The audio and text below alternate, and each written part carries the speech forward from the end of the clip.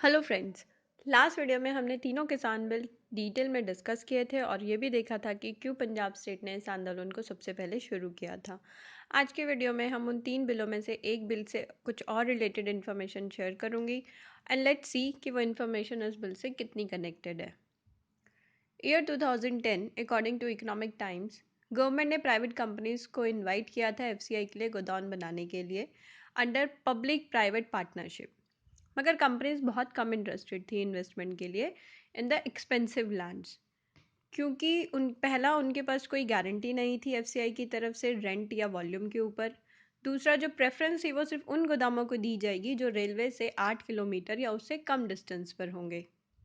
इसके बाद year 2015 according to Tribune India, big companies like Adani shows interest to set up the silos in Punjab. 2010 में companies interested नहीं थी पर 2015 में बड़ी बड़ी कंपनियां इंटरेस्टेड थी। उसी साल के आसपास सेम कंपनी ने कैथल में भी एक साइलोस बनाया था। तो एक Moga in Punjab and another one is in Kaithal.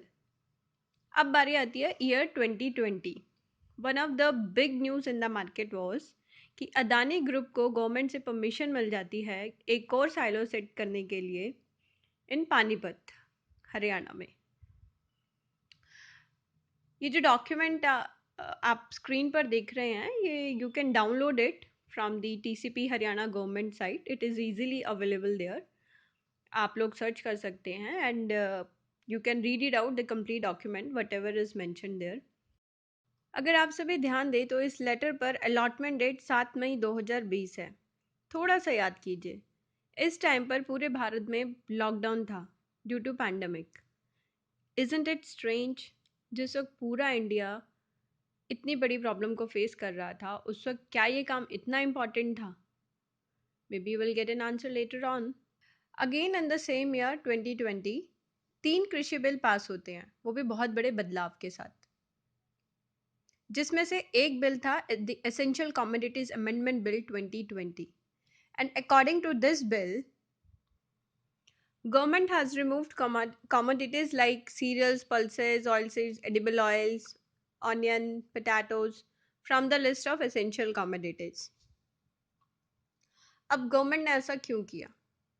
पहली चीज, their aim was to remove the fears of private investors of excessive regulatory interference in their business operation.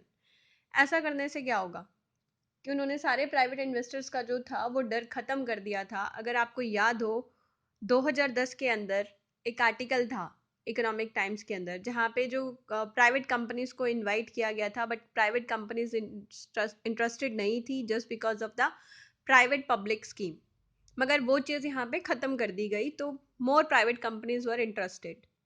दूसरी चीज़, they got the freedom to store as much as they can, कि अब वो बड़े बड़े where houses बना के जितना चाहे उतना स्टॉक कर सकते हैं, जिसके लिए ऑलरेडी साइलोस के लिए लैंड अलॉटमेंट भी हो चुका है। We have seen that in on 7 May 2020, जो पानीपत में बहुत बड़ी लैंड अलॉटमेंट हुई है अदानी ग्रुप को। तीसरी चीज़ इसमें गवर्नमेंट मेंशन करती है कि इन सिचुएशन सच एज वॉर या फेमिन, जैसे सूखा पड़ जाना या कोई भी नेचुरल क्लैमिटी, बाढ़ आ जाना या कुछ भी, या फिर एक्स्ट्रा ऑर्डिनरी प्राइस राइज होता है, तो गवर्नमेंट विल इंटरफेयर। वॉर के बारे में, सूखे के बारे में या कोई भी नेचुरल क्लैमिटी के बारे में we all have the clarity, हम सब जानते हैं। मगर ये जो क्लॉज था एक्स्ट्रा ऑर्डिनरी प्राइस राइज, इसके बारे में क्लैरिटी नहीं थी कि वो एक्स्ट्रा ऑर्डिनरी प्राइस राइज क्या होगा। तो before we proceed further, I just want to mention one more thing to the people जिनका ये कहना था कि ये सिर्फ बिल है, अभी तक कानून नहीं बने हैं। So for them it has become the law on 27th September. You can see that on the screen. 22 सितंबर को बिल पास हुआ था और 27 सितंबर को it has become a law now. ये डॉक्यूमेंट भी आपके इंटरनेट पे अवेलेबल है, consumeraffairs.nic.in करके कोई साइट है, आप उस पर चेक कर सकते हैं and read it out completely. और इस डॉक्यूमेंट में गवर्नमेंट ने क्लियरली मेंशन किया है about the extraordinary prices. You can see that b point clause number 1, अगर हॉर्टिकल्चर प्रोडक्ट्स का 100% प्राइस बढ़ जाता है या फिर non perishable agriculture food stuff का 50% प्राइस राइज बढ़ता है तो ही गवर्नमेंट इंटरफेयर करेगी, अदरवाइज जो भी हो रहा है वो इकॉनमी के अच्छे के लिए ही हो रहा है. Now the question here is, what is horticulture products? Horticulture products are like our fruits, like oranges, apple, banana, guava, anything you can consider, a long list. And vegetables like potato, onion. It's a very long list. You can check it out online. And non-perishable items are like dried and canned beans, nut butters, dried fruits, vegetables, canned fish, poultry, jerky. These items are considered as non-perishable items. So you can check this thing also on the internet. तो अब जो हमारे fruits हैं उन सब का price 100% rise होने तक हमें वेट करना है. तो मैं जैसे एक छोटा सा एग्जांपल लेते हैं कि अब जैसे आप ऑरेंज ही ले लीजिए. सबसे लो क्वालिटी का ऑरेंज का जो प्राइस था, मैंने आज ही चेक किया था इंडिया मार्ट की वेबसाइट पर, वो 25 रुपीज़ पर केजी था. और अच्छी क्वालिटी के ऑरेंजेस का प्राइस था 50 रुपीज़ पर केजी. प्राइजेस ऐसे वेरी कर रहे थे. तो अब जो ऑरेंजेस हम 25 रुपये किलो पे खा सकते हैं, अब उसी उसी की कीमत 50 रुपये किलो हो जाएगी. तो जब तक उसका प्राइस 49.99 रहेगा तब तक गवर्नमेंट कुछ नहीं बोलेगी. हाँ, जब उसका प्राइस 50 से 50+1 हो जाएगा, then government will interfere because it will be 100% price rise. Same वही चीज़ थी हमारी एप्पल्स के साथ. तो एप्पल का जो प्राइस राइज होता है हमारा 60 से लेकर 140 तक था. तो इट मीन्स कि जब हमें अच्छी क्वालिटी का एप्पल खाना है तो हमारे पॉकेट में 280 रुपये होने चाहिए 1 किलो सेब खरीदने के लिए. तो ये सारी चीज़ें थी जो कि इंक्लूड है हमारे बिल नंबर 3 एसेंशियल कमोडिटीज़ के अंदर, और जिसका इम्पैक्ट और भी डिटेल में हमने अपनी लास्ट वीडियो में डिस्कस किया था.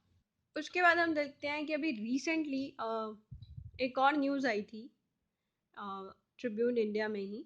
सो there they have mention like कि जो अदानी ग्रुप जो है कंस्ट्रक्ट कर रही है साइलोस पानीपत के अंदर, it is for the FCI. Just now we have check the bill and we have not seen कि कहीं पर भी कहीं कुछ ऐसा कुछ भी मेंशन नहीं है कि पब्लिक या फिर मीन्स अपनी government is going to interfere in any kind of construction और किसी भी चीज़ के अंदर.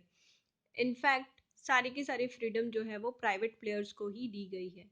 और शायद यही एक रीज़न है कि सारे प्राइवेट कंपनीज आज all of a sudden interested हैं ये साइलोस वगैरह या वेयर हाउसेस कंस्ट्रक्ट करने में. इसी के साथ क्या कहते हैं, सरपंच ऑफ नौलथा बलराज सिंह, उनका एक स्टेटमेंट है कि ऑलरेडी कुछ महीने पहले ही विलेज के अंदर कंस्ट्रक्शन स्टार्ट हो चुका है.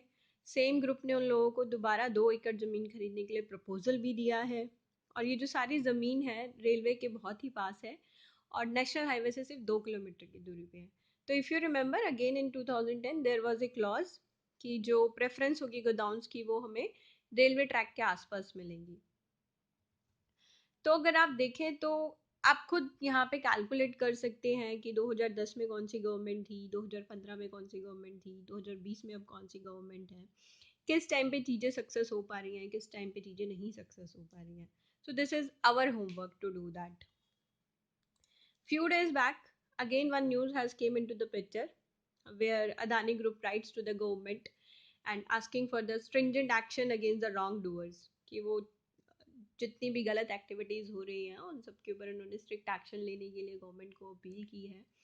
तो इस न्यूज़ आर्टिकल में एक्चुअली कुछ पॉइंट्स हैं जो कि बहुत ही क्रिटिकल पॉइंट्स हैं कि लाइक कि दे हैव क्लेम कि उनकी कंपनी की रेपुटेशन ख़राब हो रही है और गवर्नमेंट शुड एड्रेस की जितनी भी फॉरेन फंडेड एक्टिविटीज़ हो रही हैं इंडिया के अंदर उसके अगेंस्ट एक्शन लिया जाए.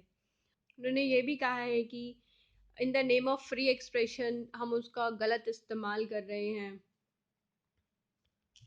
तो ये सारी बातें इस आर्टिकल के अंदर लिखी हुई हैं एंड वी और सबसे मेन इम्पॉर्टेंट थिंग उन्होंने ये भी हाईलाइट किया है कि उनके शेयर होल्डर वैल्यूज़ भी कम हो रही है, उसके ऊपर इम्पैक्ट पड़ेगा, तो government should take an action against it.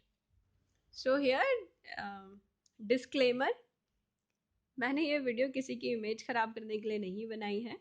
जो फैक्ट्स अवेलेबल हैं इंटरनेट पर सिर्फ वही रिप्रेजेंट किए हैं.